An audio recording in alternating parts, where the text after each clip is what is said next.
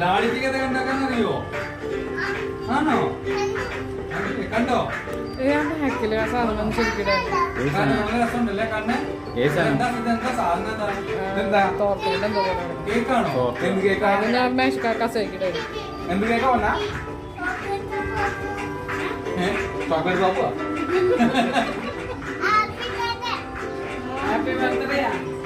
ആരും പറയണില്ല, കൊച്ചു തന്നെ പറഞ്ഞോണ്ടിരിക്കാൻ കുറച്ചു നേരമായിട്ട്.